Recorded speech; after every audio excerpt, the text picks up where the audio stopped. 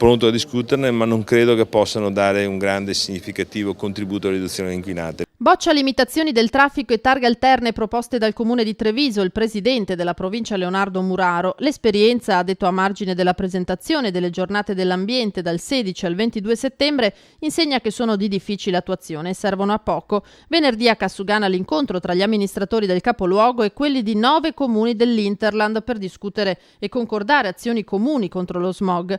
Anche la provincia convocherà i primi cittadini, ma i numeri dicono che il pedibus, i bimbi accompagnati a scuola a piedi e la sostituzione delle vecchie caldaie da soli hanno portato a un abbattimento di emissioni di CO2 in atmosfera per oltre 1.300 tonnellate. Abbiamo finanziato la sostituzione delle caldaie, soprattutto nei grandi condomini, che passando da petrolio o nafta BTZ o ATZ a nuovi sistemi di combustibili tipo il metano, che sono altamente meno inquinanti e contribuiscono realmente a una riduzione di quegli inquinanti PM10 e PM2,5. A distanza la risposta del vice sindaco di Treviso Roberto Grigoletto: è sul traffico che l'ente pubblico può intervenire, non sugli impianti privati. Anche la provincia si decida a fare la propria parte, è rimasta immobile troppo a lungo.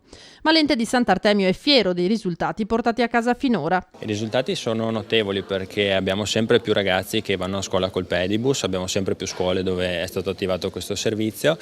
Abbiamo visto ad esempio per quanto riguarda i progetti che riguardano il risparmio energetico, abbiamo visto con il nostro bando per le caldaie, abbiamo visto come 400 famiglie trevigiane della provincia abbiano aderito, abbiano cambiato la caldaia della propria abitazione risparmiando, dando lavoro e aiutando anche l'ambiente.